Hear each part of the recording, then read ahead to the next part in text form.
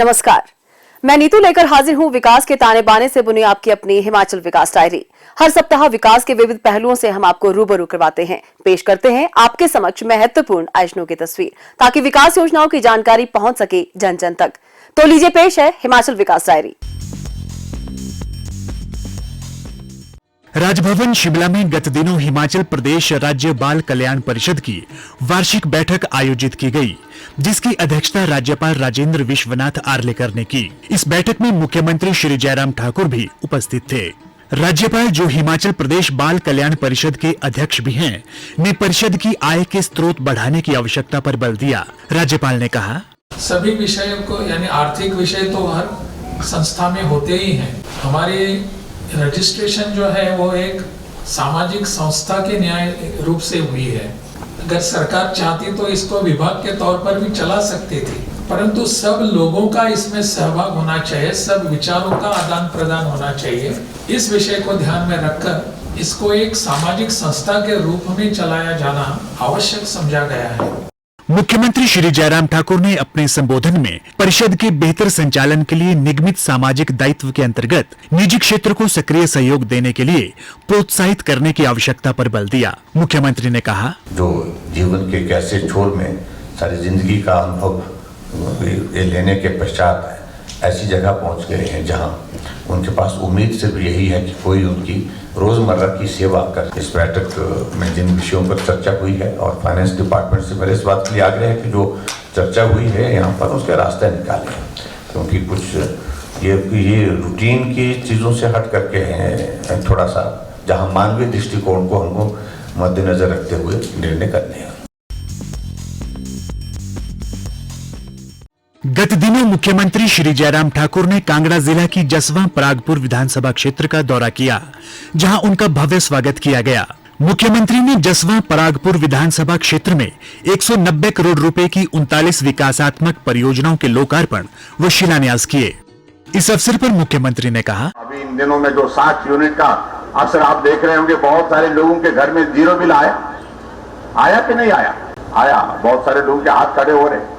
Zero bill इसलिए आया क्योंकि वो 60 यूनिट वाला लागू हो गया।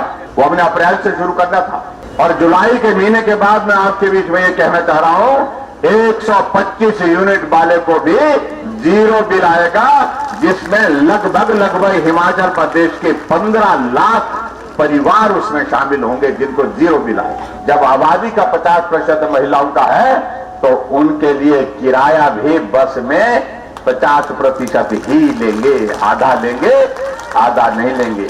हमने निर्णय किया कि हिमाचल प्रदेश में हमारे गांव में रहने वाले किसी आदमी से पानी का किराया नहीं लेंगे। गत दिनों मुख्यमंत्री श्री जयराम ठाकुर ने मंडी जिला के सराज विधानसभा क्षेत्र के थुनाग में प्रदेश के दूसरे रेशम बीज उत्पादन केंद्र का शुभारंभ किया। ये केंद्र हिमाचल प्रदेश में रेशम बीज उत्पादन की जरूरत को पूरा करने तथा रेशम कीट पालकों की आर्थिकी सुदृढ़ करने के उद्देश्य से स्थापित किया गया है। मुख्यमंत्री ने सराज युवा खेल एवं सांस्कृतिक उत्सव 2022 के अंतर्गत सांस्कृतिक प्रतियोगिता के समापन समारोह की अध्यक्षता भी की। इस अवसर पर एक विशाल जनसभा को संबोधित करते हुए मुख्यमंत्री ने कहा कि राज्य में लगभग 12,000 किसान रेशम उत्पादन से जुड़े हैं। उन्होंने कहा कि प्रदेश में 7,500 औंस रेशम की जरूरत को पूरा करने के लिए राज्य के पहले रेशम बीज उत्पादन केंद्र पालमपुर में 2,500 औंस रेशम का उत्पादन किया जा रहा है। शेष 5,000 औंस रेशम की जरूरत अब थुनाग रेशम बीज उत्पादन केंद्र पूरा करेगा, जो इससे पूर्व आयात की जाती थी। मुख्यमंत्री ने कहा कि बाली चौकी में 4 करोड़ 94 लाख रुपए की लागत से रेशम उद्यमिता विकास एवं नवोन्मेष केंद्र का निर्माण कार्य अंतिम चरण में है और ये उत्तरी भारत में अपनी तरह का पहला केंद्र होगा।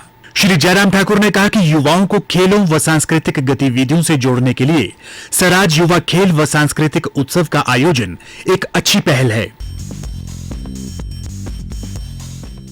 मुख्यमंत्री श्री जयराम ठाकुर ने गत दिनों शिमला से वर्चुअल माध्यम से डॉक्टर राधाकृष्णन राजकीय चिकित्सा महाविद्यालय एवं अस्पताल हमीरपुर में 1 करोड़ 24 लाख रुपए की लागत से स्थापित सीटी स्कैन मशीन का लोकार्पण किया।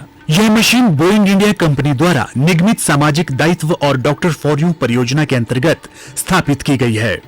इस अवसर पर मुख्यमंत्री ने कहा, हमीरपुर में सीटी स्कैन की सुविधा आज नए तरीके से जो है वो के साथ नई मशीन के साथ वहां पर उपलब्ध हुई और लेटेस्ट टेक्नोलॉजी के साथ जो है ये मशीन अच्छी एक स्वास्थ्य की सुविधा वहाँ पर लोगों को देगी। गत दिनों मुख्यमंत्री श्री जयराम ठाकुर ने रोहडू विधानसभा क्षेत्र का दौरा किया, जहां उनका भव्य स्वागत किया गया। मुख्यमंत्री ने रोहडू में 102 करोड़ रुपए की 29 विकासात्मक परियोजनाओं के लोकार्पण और शिलान्यास किए। रोहडू में विशाल जनसभा को संबोधित करते हुए श्री जयराम ठाकुर ने कहा, 102 करोड़ रुपए के उद्घाटन और शिलान्यास आज के इस दिन में संपन्न हुए हैं, उसके लिए मैं आप सबको बहुत बहुत बधाई देता हूं। कि हम देवभूमि हिमाचल प्रदेश में रहते हैं और देवभूमि के हमारे संस्कार हमारे जीवन का हिस्सा होना चाहिए। इसलिए पहली कैबिनेट की बैठक में हमने तय किया कि कोई भी बदले की भावना से हम कार्यवाही नहीं करेंगे। हालात तो ऐसे बन गए थे कि सरकार बदल जाती थी, टोपियां बदल जाती थी। हमने कहा ये नहीं होना चाहिए, ये टोपी हमारी है, ये हिमाचल की टोपी है, हिमाचल की संस्कृति का प्रतीक है। इसलिए ये हरी टोपी भी अपनी हिमाचल की टोपी है, लाल टोपी ये भी हिमाचल की टोपी है, कुल्लू की टोपी वो भी हिमाचल की टोपी है। टोपी सिर पर रखते हैं, ये सिर की शान है, और सिर उठा करके हम हिमाचल के लोगों को चलने की आदत है, इसकी शोभा हमको कम नहीं करनी चाहिए। इसलिए हमने टोपी की राजनीति भी समाप्त कर दी।